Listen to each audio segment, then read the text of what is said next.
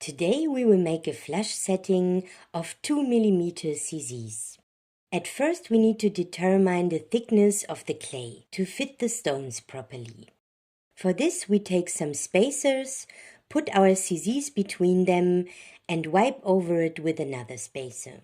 If the stones move, the height is too low. If they don't move, the height is right.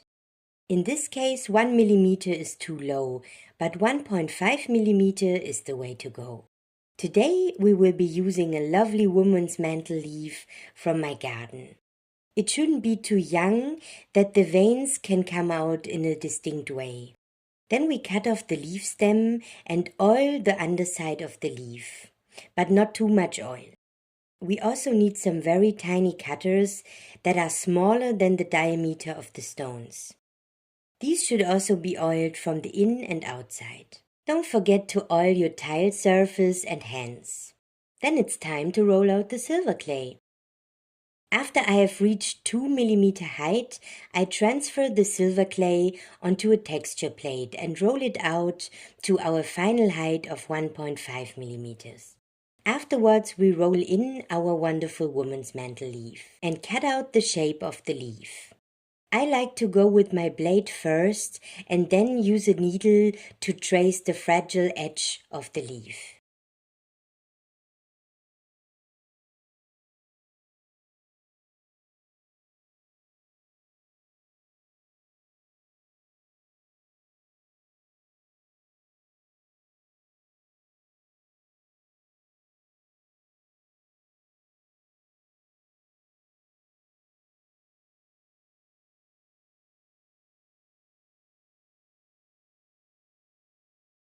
It's time to come in with our cutters and place a cutout where you want to place your stones. You could just press the CZs in, but making a small cutout first allows the light to pass through and it will be so much more shiny. In the next step, we loosely put our CZs in the prepared cutouts. In the final step, we push all the stones in evenly with a spacer. Make sure that the girdle of the stone sits below the clay, otherwise the CZs will get pushed out when firing. Then we let our lovely piece dry. So why did I choose woman's mantle for this project? Due to its tannins, the woman's mantle is very helpful to stop bleeding, to heal wounds, and also to treat diarrhea.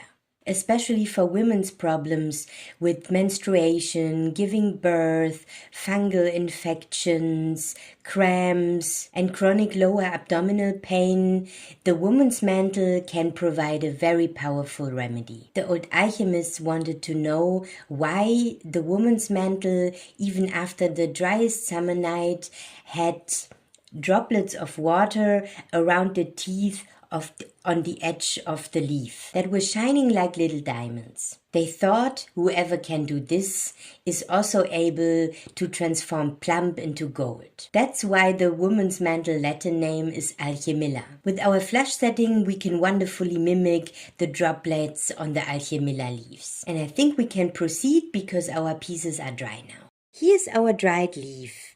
It's time to sand down irregularities and any sharp edges. I'm using sanding paper grit 800 and 1200 for this. When everything is nice and smooth, it's time to make our bail for the pendant.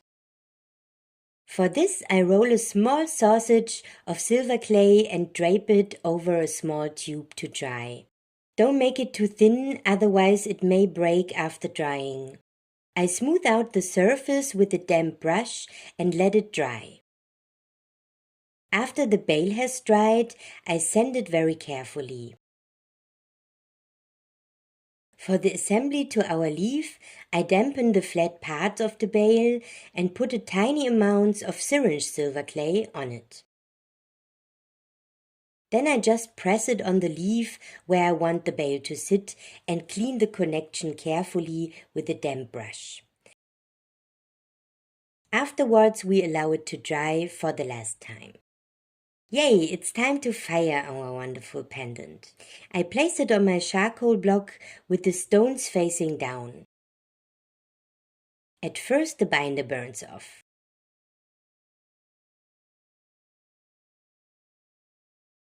After it has burnt off, I fire for 10 minutes, maintaining a rosy peachy glow, not lemon or cherry. We need to be careful to not melt our piece. After firing the piece, it comes out white.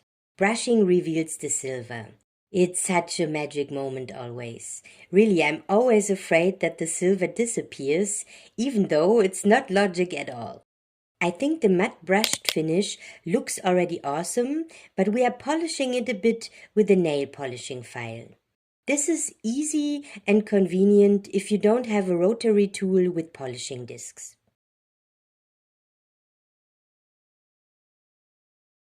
To have the lovely veins of our leaves contrasted out, let's patina our pendant. For this I have prepared 2 bowls. The right one is the stop solution. This is 500 milliliters water with 3 tablespoons of baking soda. This solution will stop the oxidation when we want it to stop. The first bowl contains 500 milliliters super hot but not cooking water. I add 1 drop of the Beatsmith Liver of Sulfur XL gel. You can add 2 drops if you're impatient. Stir it and then put the leaf into it. We wait until the desired amount of oxidation has been reached and then put it into the stop solution. To get rid of the oxidation where we don't want it, I use a bowl of baking soda and rub away the oxidation from the upper parts.